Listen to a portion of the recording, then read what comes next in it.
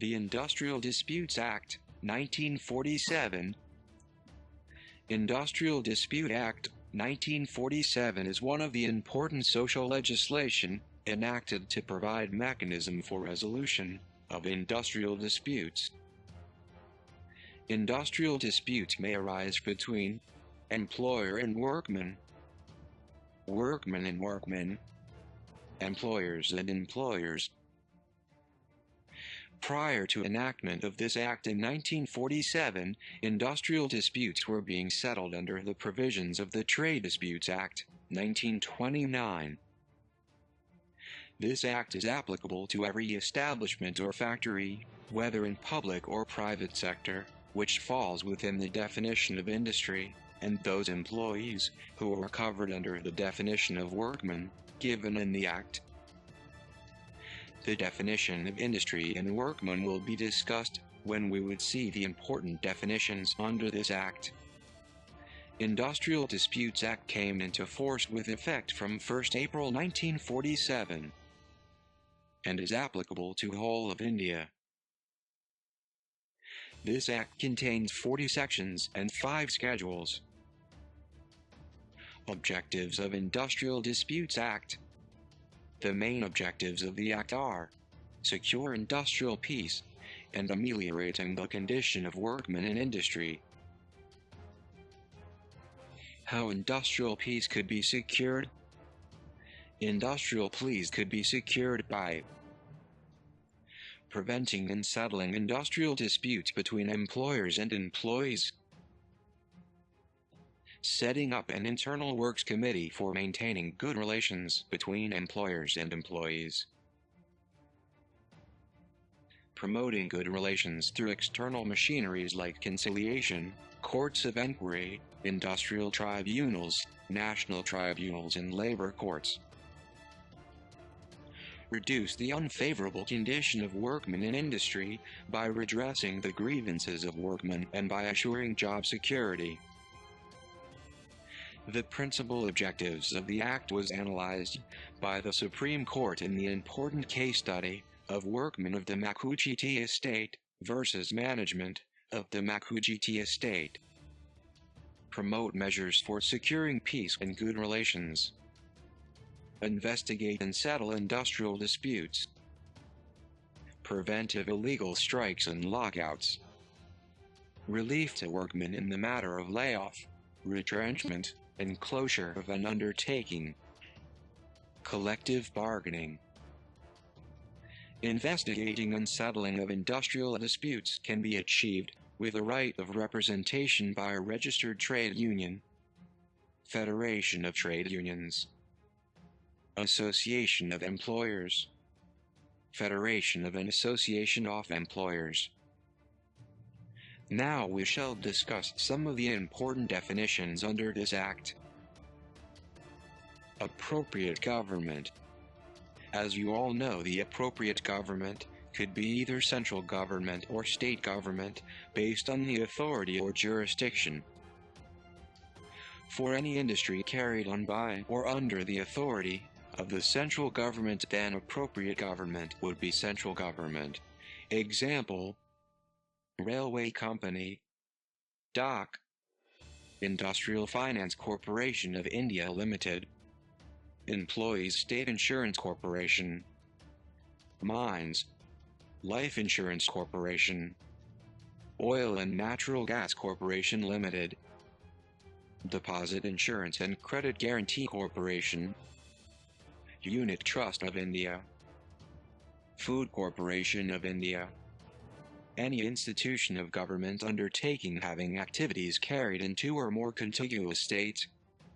Airports Authority of India, Regional Rural Bank, Export Credit and Guarantee Corporation Limited, Industrial Reconstruction Bank of India Limited, National Housing Bank, Air Transport Service, banking or an insurance company, or any company in which not less than 51% of the paid-up share capital is held by the central government.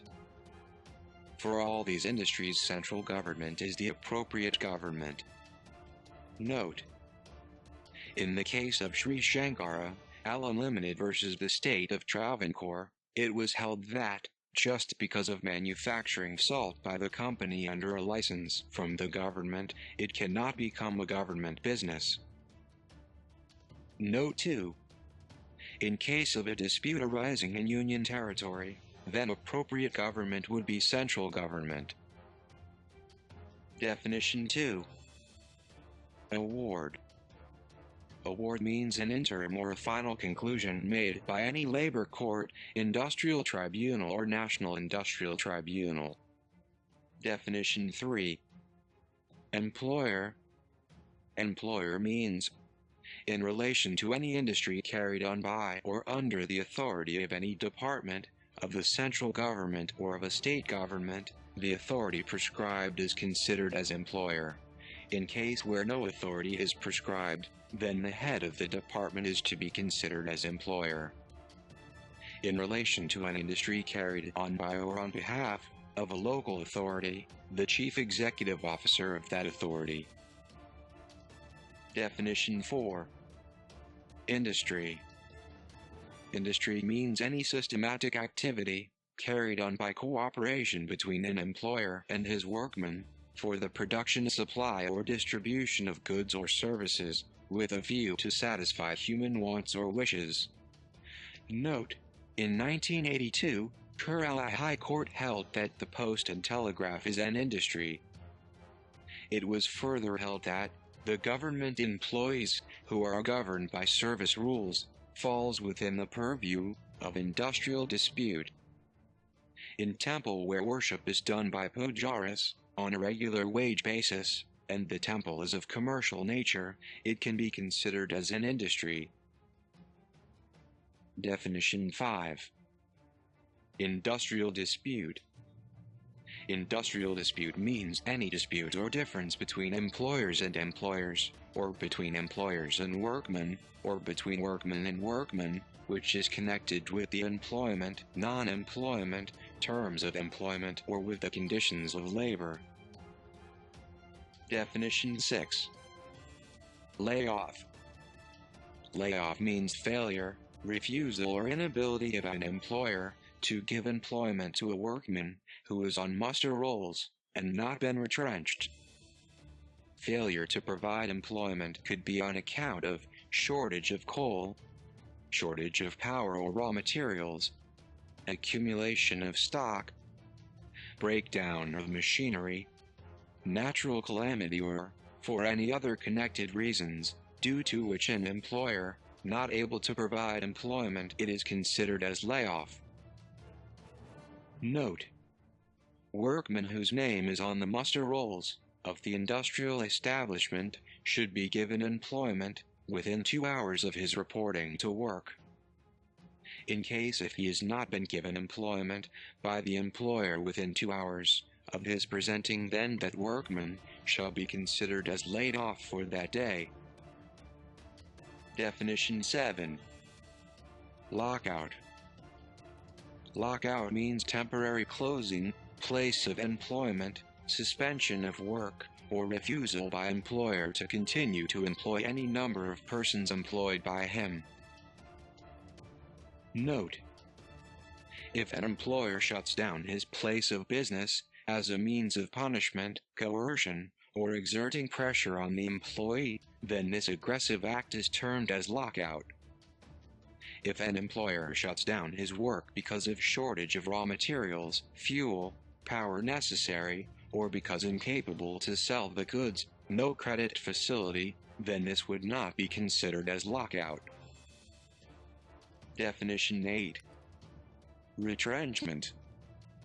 Retrenchment means the termination of the service of a workman by an employer for any reason. Retrenchment does not include punishment inflicted by way of disciplinary action, voluntary retirement of the workman, retirement of the workman on reaching the age as prescribed in employment contract, termination of the service of the workman as a result of the non-renewal of the employment contract, termination of the service of a workman on the ground of continued ill health, Definition 9. Strike. Strike means a cessation of work by a body of persons employed, acting in combination, or a concerted refusal, or under a common understanding of any number of persons, who are or have been employed. Definition 10. Workman. Workman means any person including an apprentice employed for doing manual, skilled, unskilled, technical, operational, clerical or supervisory work for hire or reward. It also includes person who has been dismissed, discharged or retrenched workman. The term workman does not include person of Air Force, Army, or the Navy, person in police service, person who is employed, mainly in a managerial or administrative capacity, person whose job is mainly in managerial nature. Quick revision of points covered. Industrial dispute means dispute between employers and employers, or between workmen and workmen, or between workmen and employers. Industrial dispute could be due to employment, non-employment, or for terms of employment, or on condition of labor. Average wages is calculated on the basis of 3 complete calendar months in case of monthly paid, 4 complete weeks in case of weekly paid, and 12 full working days wages in case of daily paid workmen's. Layoff refers to failure, refusal or inability of the employer to provide employment to a workman on account of shortage of raw materials, coal, power, or accumulation of stocks, breakdown of machinery, natural calamity, or for any other reasons. Lockout refers to temporary closing of a place of employment, suspension of work, or refusal by the employer to continue to employ. Retrenchment means termination of service for any reasons other than a punishment by way of disciplinary action. A person who is employed in a supervisory capacity and draw wages exceeding 10,000 rupees is not treated as workman under this act. A person who is employed in Air Force, Army, Navy or in a police service not treated as workman. A dispute between the employer and a workman, due to employment or non-employment, will be treated as an industrial dispute. An industrial establishment employing 20 or more workmen is required to have 1 or more grievances redressal committee. Proceedings of grievances redressal committee are required to be completed within 45 days. For the purpose of mediating and settlement of industrial disputes, the appropriate government may appoint conciliation officers and board of conciliation. Appropriate government may require an industrial establishment employing 100 or more workmen on any day in the preceding 12 months to constitute a workman committee. Person employed in any public utility service cannot go on strike without giving 6 weeks' notice and within 14 days of giving such notice. Employer carrying on any public utility service cannot declare lockout without giving 6 weeks' notice and within 14 days of giving such notice. Any strike or lockout without notice and before expiry of date specified in the notice is treated illegal. Unfair labor practice is punishable with imprisonment for a term which may extend up to 6 months or with fine which may extend to 1,000 rupees or with both.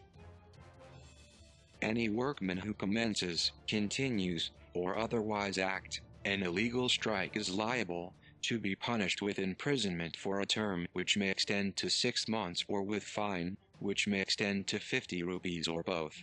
Any employer who commences, continues, or otherwise act an illegal lockout is liable to be punished with imprisonment for a term which may extend to 1 month or with fine which may extend to 1,000 rupees or both. Any person who instigates or incites others to take part in a strike or lockout which is illegal is liable are to be punished with imprisonment for a term, which may extend to 6 months, or with fine, which may extend to 1,000 rupees or both. Any financial aid or help in support of any illegal strike or lockout is prohibited. A workman employed in an industrial establishment and rendered not less 1 year's service cannot be retrenched without 3 months' notice in writing, indicating the reasons for retrenchment and permission of the appropriate government. Any layoff or retrenchment without permission of the appropriate government is punishable with the imprisonment for a term, which may extend to 1 month, or with fine, which may extend to 1,000 rupees or both. Thus we conclude Industrial Disputes Act 1947. Thank you and wish you good luck.